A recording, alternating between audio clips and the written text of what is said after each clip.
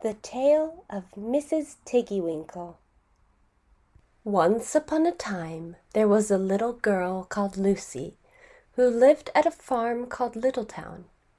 She was a good little girl, only she was always losing her pocket handkerchiefs. One day little Lucie came into the farmyard crying. Oh, she did cry so! "I've lost my pocket handkin. 3 handkins and a penny. Have you seen them, Tabby Kitten?"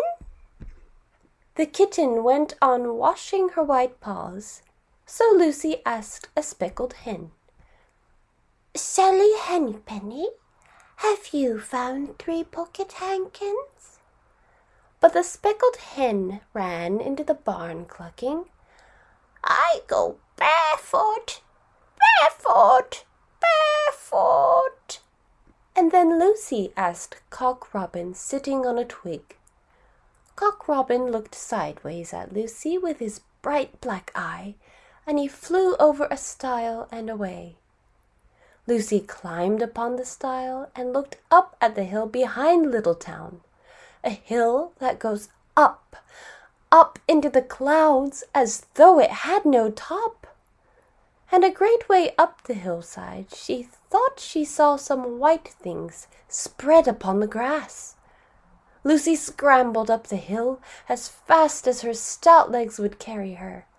She ran along the steep pathway, up and up, until Littletown was right away down below. She could have dropped a pebble down the chimney. Presently she came to a spring bubbling out from the hillside. Someone had stood a tin can upon a stone to catch the water, but the water was already running over, for the can was no bigger than an egg cup, and where the sand upon the path was wet, there were footmarks of a very small person. Lucie ran on and on. The path ended under a big rock. The grass was short and green, and there were clothes, props cut from bracken stems with lines of plaited rushes, and a heap of tiny clothespins, but no pocket handkerchiefs.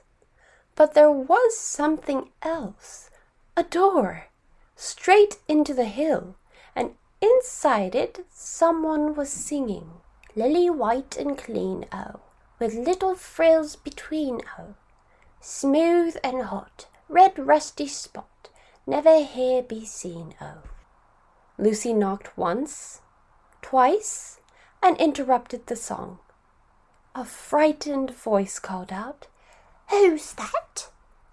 Lucie opened the door, and what do you think there was inside the hill?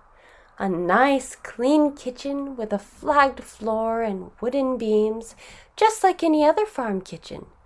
Only the ceiling was so low that Lucie's head nearly touched it, and the pots and pans were small, and so was everything there. There was a nice hot singy smell, and at the table, with an iron in her hand, stood a very stout, short person staring anxiously at Lucie. Her print gown was tucked up, and she was wearing a large apron over her striped petticoat. Her little black nose went sniffle, sniffle, snuffle, and her eyes went twinkle, twinkle, and underneath her cap, where Lucie had yellow curls, that little person had prickles. "Who are you?" said Lucie. "Have you seen my pocket handkins?" The little person made a bob curtsy.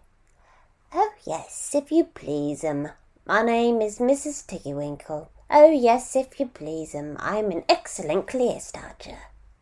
And she took something out of a clothes basket and spread it on the ironing blanket. "What's that thing?" said Lucie. "That's not my pocket handkin." "Oh no, if you please, that's a little scarlet waistcoat belonging to Cock Robin." And she ironed it and folded it and put it on one side. Then she took something else off a clothes horse. "That isn't my pinny," said Lucie. "Oh no, if you please, that's a damask tablecloth belonging to Jenny Wren. Look how it's stained with currant wine. It's very bad to wash," said Mrs. Tiggy-winkle.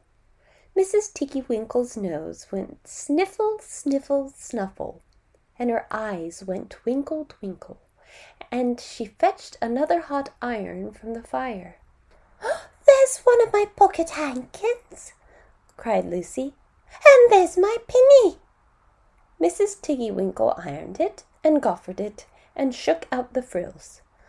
"Oh, that is lovely," said Lucie.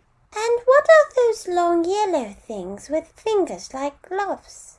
"Oh, that's a pair of stockings belonging to Sally Hennypenny. Look how she's worn the heels out with scratching in the yard. She'll very soon go barefoot," said Mrs. Tiggy-winkle. "Why, there's another handkerchief, but it isn't mine. It's red." "Oh, no, if you please, that one belongs to old Mrs. Rabbit, and it did so smell of onions. I've had to wash it separately.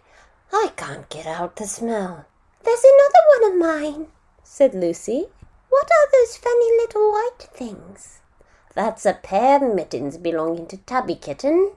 I only have to iron them. She washes them herself." "There's my last pocket handkin," said Lucie. "And what are you dipping into the basin of starch?"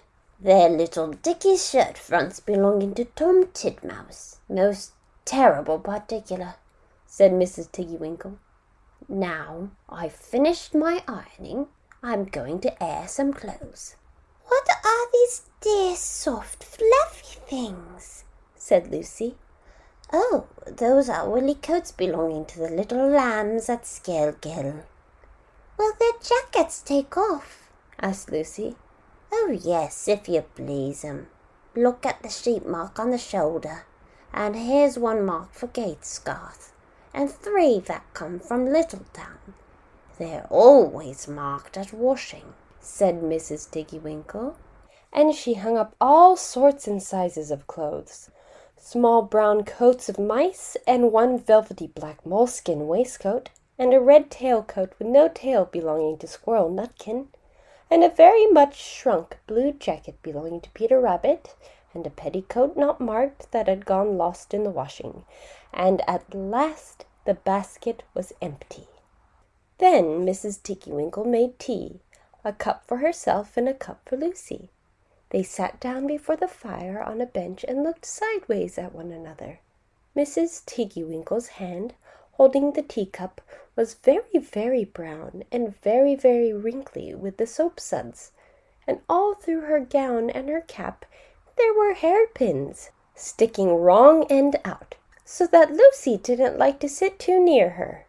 When they had finished tea, they tied up the clothes in bundles, and Lucie's pocket handkerchiefs were folded up inside her clean pinny and fastened with a silver safety pin. And then they made up the fire with turf, and came out and locked the door and hid the key under the door-sill. Then away down the hill trotted Lucie and Mrs. Tiggy-winkle with the bundles of clothes. All the way down the path little animals came out of the fern to meet them.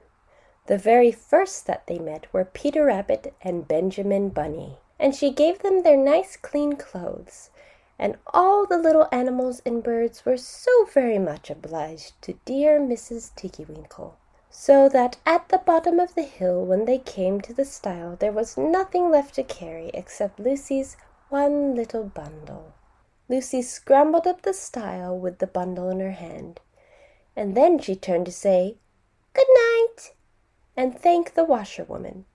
But what a very odd thing! Mrs. Tiggy-winkle had not waited either for thanks or for the washing bill.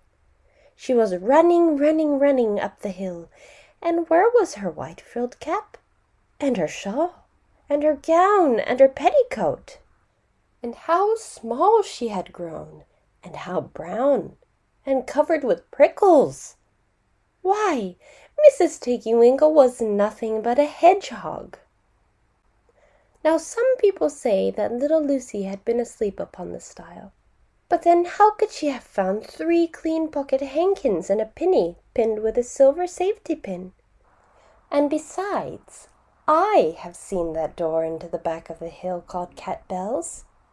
And besides, I am very well acquainted with dear Mrs Tiggy-winkle. End of the Tale of Mrs Tiggy-winkle.